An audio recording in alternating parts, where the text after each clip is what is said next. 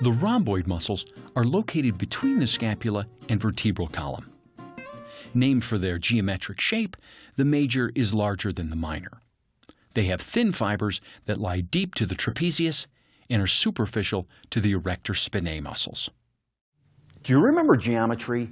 There was that square that looked like it got blown in the wind and suddenly became a rhombus.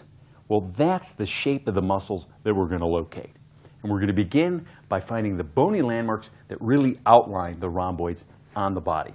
First, I'm going to just scoop up my partner's shoulder, and I'm going to find the medial border of the scapula.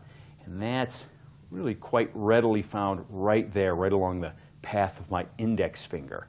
There's the spine of the scapula, there's the inferior angle, and right there is that medial border. So we've got the medial border, and then we've got the spinous processes of C7 to T5. Now, there's a lot of spinous processes, so where are those? Well, luckily, the spinous process of C7 is more pronounced than the surrounding ones, and it's found right at the base of the neck. So if I lay the flat of my fingers right here, right along the base of her neck, sure enough, there's a very prominent spinous process, and that's going to be C7.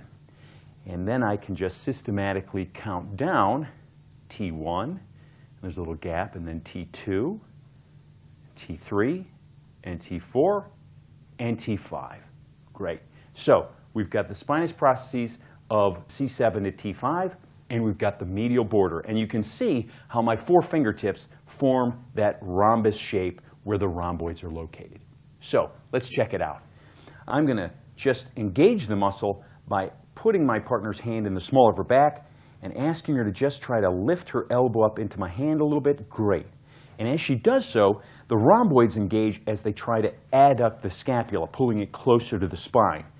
And right there, we have a nice example of the rhomboids filling in this space right here. And go ahead and relax. And if I palpate in this area, I'm going to palpate, first of all, through the superficial fibers of the trapezius.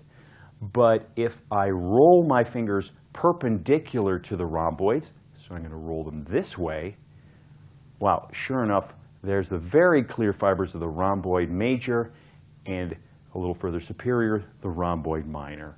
But for palpatory purposes, just so you know, they're basically one muscle. So look at it that way. And now just to differentiate, notice that I'm not working my fingers into all of this deeper tissue. No, that's the erector spinae. So let's just take a moment to differentiate these. Here on top, nice and superficial, is the very thin fibers of the trapezius.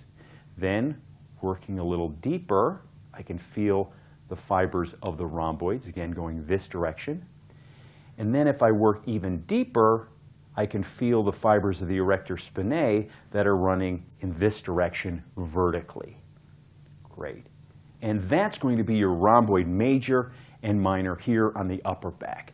And whoever said that geometry didn't have practical application in everyday life?